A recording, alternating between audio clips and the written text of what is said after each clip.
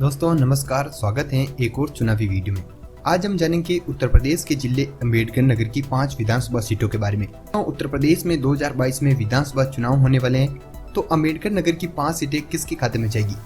दोस्तों इन 5 सीटों के बारे में इस वीडियो में हम जानेंगे और ओपिनियन पोल जानने वाले हैं कि आगामी विधानसभा चुनाव में यहाँ से किस पार्टी को कितनी सीटें मिलेगी। अम्बेडकर नगर की बात को तो यहाँ पर भाजपा का कोई खास दबदबा नहीं है, यहाँ से सपा और बसपा का दबदबा रहता है। लेकिन अधिकांश समय की मैं बात करूं तो इन 5 विधानसभा सीटों पर बसपा का कब्जा रहता है। अम्बेडकर नगर बसपा का गढ़ भी माना जाता है। तो दोस्तों इन 5 सीटों के बारे में जानते हैं। वहीं आपको बता दूं कि अम्बेडकर नगर से 2012 में बसपा को तगड़ा झटका लगा था, लेकिन 2017 के चुनाव में अम्बेडकर नगर से फिर से बसपा ने अपनी खोई हुई ताकत हासिल की। वहीं आपको बता दूं कि 17 के चुनाव में भाजपा ने यहाँ से 2 सीटें भी हासिल की पहली बार। दोस्तों पूरी जानकारी हम लेने वाले इन 5 सीटों के बारे में, कटेरी, टांडा, आलापुर, जलालपुर, अकबरपुर के बारे में। अगर दोस्तों इन 5 सीटों का आंकड़ा देखें, 2017 के विधानसभा चुनाव में समाजवादी पार्टी को यहाँ से एक भी सीट नहीं मिली थी, जबकि मायावती पार्टी बीएसपी को यहाँ से 3 सीटें मिली थी। वहीं भाजपा ने पहली बार अम्बेडकर नगर में सीट हासिल की। जी हाँ दोस्तों, 2017 में भाजपा को यहाँ से 2 सीटें मिली थी, जबकि 2012 में ये आंकड़ा बिल्कुल उलट रहा। 2012 में समाजवादी पार्टी को 5 सीटें मिली। इसके अलावा यहाँ से बीएसपी और बीजेपी का खाता नहीं खुला था। अम्बेडकर नगर बीएसपी का गढ़ माना जाता है, लेकिन 2012 के चुनाव में यहाँ से बीएसपी को एक तगड़ा झटका लगा था। अब आने वाले विधानसभा चुनाव में क्या रह सकते हैं, आइए दोस्तों एक एक करके इन सीटों के बारे में जानते हैं। अगर हम सबसे पहले अम्बेडकर नगर के कठेरी सीट के बारे में जानें, 2007 में बसपा के धर्मराज निषाद चुनाव जीते थे, जबकि 2012 में यहाँ से सपा के खाते में चली गई थी ये सीट। आपको बता दूं कि सपा के उम्मीदवार संगलाल मांझी यहाँ से विजयी हुए थे।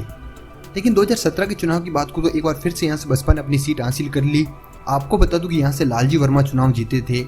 अगर इस सीट की मैं देखूं कि जातीय आंकड़े किस प्रकार हैं, तो यहाँ पर सबसे अधिक दलित मतदाता हैं। तो सभी जातियों को मिलाकर आपको बता दूं कि 90,000 दलित मतदाता हैं। इसके अलावा इस सीट पर 50,000 मुस्लिम हैं। ब्राह्मणों की बात को तो 44,000 है, कुर्मी 40,000, यादव 28,000, निषाद 20,000, ठाकुर 20,000, वहीं राजभर 17,000 वोटर हैं। इस सीट पर आने वाले विधानसभा चुनाव में किस पार्टी का उम्मीदवार जीत सकते हैं, कि एक बार फिर से लालजी वर्मा यहाँ से चुनाव जीत सकते हैं या नहीं, हमें कमेंट करके बताएं। इसके बारे में भी आगे बात करेंगे, लेकिन पहले अम्बेडकर नगर की दूसरी सीट टांडा की बात कर लेते हैं। इस सीट पर ज्यादातर बसपा नेता लालजी वर्मा का कब्जा रहता है। यहाँ से वो 4 बार विधायक भी चुने जा चुके हैं, लेकिन 2012 में लालजी वर्मा ने यहाँ से सीट छोड़ दी थी। 2012 में सपा के प्रत्याशी अजीमुल्ला पहलवान जीते थे। वहीं 17 के चुनाव में ये सीट भाजपा के खाते में चली गई थी। अभी जो आखिरी विधानसभा चुनाव हुए थे, इस सीट पर संजू देवी विधायक चुनी गई थी, यानी कि लालजी वर्मा ने ये सीट छोड़ने के बाद बीएसपी का कोई भी प्रत्याशी यहाँ से नहीं जीत पाया था।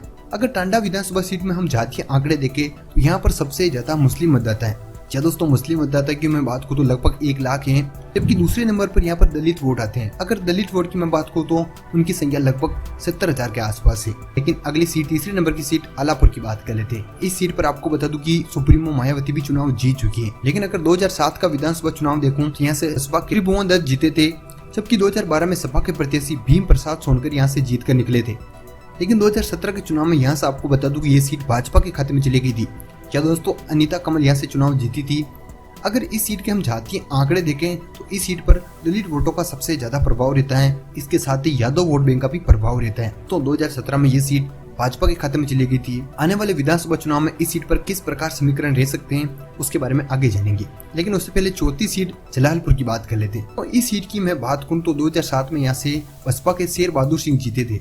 वहीं 2012 में भी शेर बहादुर सिंह जीते थे, लेकिन आपको बता दूं कि 2012 में उन्होंने पार्टी बदल ली थी। वहीं समाजवादी पार्टी में वो शामिल हो गए थे और समाजवादी पार्टी की तरफ से वो चुनाव लड़ते हुए 2012 में यहाँ से विधायक चुने गए थे। जबकि 2017 की मैं बात करूं तो यहाँ से बसपा के प्रत्याशी रितेश पांडे जीते थे, यानी कि बसपा ने फिर से ये सीट अपने पक्ष में कर ली थी 2017 में। लेकिन इस सीट के बारे में आपको बता दूं, 2019 में जो लोकसभा चुनाव हुए थे, बसपा विधायक रितेश पांडे सांसद बन गए थे। उसके बाद ये सीट रिक्त हो गई थी। जब इस सीट पर उपचुनाव हुए तो सपा ने ये सीट अपने नाम कर ली। क्या दोस्तों, सपा के उम्मीदवार सुभाष राय विजेता बने थे। जातीय आंकड़ों की अगर इस सीट की हम बात करें, तो इस सीट पर सबसे ज्यादा प्रभाव दलित वोटों का रहता है।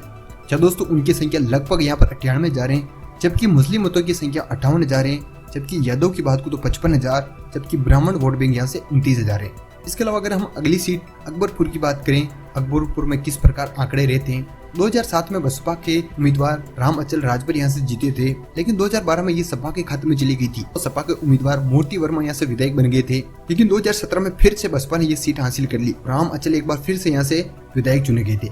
अगर अकबरपुर सीट के हम जातीय आंकड़े देखें तो यहाँ पर दलित मतों के साथ साथ कुर्मी, राजभर और ब्राह्मण मतों का प्रभाव रहता है। दोस्तों अगर इन सीटों के बारे में जाने तो ज्यादातर बसपा के प्रत्याशी जीतते आई हैं। अगर 2012 के चुनाव हम छोड़ दें जहां पर सभी की सभी सीटें एसपी को हुई थी, जबकि आपको बता दूं कि बीजेपी ने पहली बार 2017 में यहाँ से 2 सीट जीती थी, टांडा और अल्लापुरा से। इससे पहले बीजेपी ने यहाँ से एक भी सीट नहीं जीती थी, पहली बार 2017 में जीत हासिल की थी। तो आने वाले विधानसभा चुनाव में किस प्रकार आंकड़े रह सकते हैं? जी दोस्तों, मौजूद वक्त में मैं देखूं तो अम्बेडकर नगर में एक सीट पर सपा का विधायक है, जबकि 2 सीटों पर बीएसपी, 2 सीटों पर भाजपा। आने वाले विधानसभा चुनाव में इन 5 सीटों पर किस पार्टी के उम्मीदवार जीत सकते हैं, हमें कमेंट करके बताइए। लेकिन हमारे हिसाब से हम देखें कि इन 5 सीटों का क्या ओपिनियन पोल रह सकता है आने वाले विधानसभा चुनाव में। तो पिछले रिकॉर्ड के अनुसार हम देखें तो यहाँ से समाजवादी पार्टी 2 सीटें निकाल सकती है। क्या दोस्तों, इसके अलावा बीएसपी को भी यहाँ से 2 सीटें मिल जाएगी, जबकि इस बार बीजेपी यहाँ से 1 सीट तक रह सकती है। क्या दोस्तों, 2022 का जो ओपिनियन पोल है अम्बेडकर नगर का, वो कुछ इस प्रकार है 2-2-1। दोस्तों आपके हिसाब से क्या रह सकता है? क्या बीएसपी सारी की सारी सीटें जीत सकती है, एसपी जीत सकती है, या बीजेपी यहाँ से सारी की सारी सीटें जीत सकती है? दोस्तों हमें कमेंट करके बताइए। इसके अलावा आपको बता दूं कि अम्बेडकर नगर अयोध्या से अलग हुआ था, यानी कि अयोध्या से अलग करके अम्बेडकर जिला बना था। दोस्तों आपके हिसाब से इन 5 सीटों का क्या ओपिनियन पोल रह सकता है आने वाले विधानसभा चुनाव में, हमें कमेंट करके बताइए।